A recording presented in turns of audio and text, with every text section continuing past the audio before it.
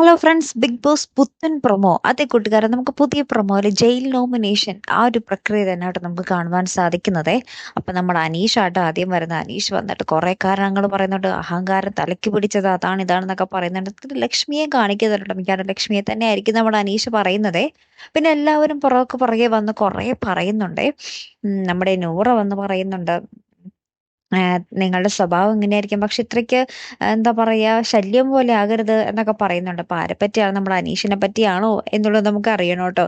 എന്തായാലും അപ്പൊ ഓരോരുത്തർ വന്ന് പറയുന്നുണ്ട്. അനുമോള് വന്നിട്ട് പറയുന്നുണ്ട്, ഞാൻ ഇവിടെ ബിഗ് ബോസിൽ വന്നിരിക്കുന്നത് നിങ്ങൾക്കൊന്നും വെച്ചുണ്ടാക്കി തരാൻ വേണ്ടിയല്ല എന്നും പറഞ്ഞിട്ട് നമ്മുടെ അനുമോള് എല്ലാവരുടെ മുന്നിലും ഒന്ന് പൊട്ടിത്തെറിക്കുന്നൊക്കെ ഉണ്ടേ.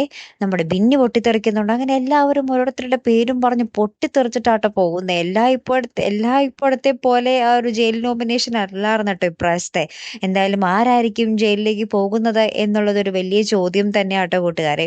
കാത്തിരുന്ന് തന്നെ കാണാട്ടോ. അടുത്തൊരു വീഡിയോയുമായി വരുന്നത് വരയ്ക്കും ഗുഡ് ബൈ.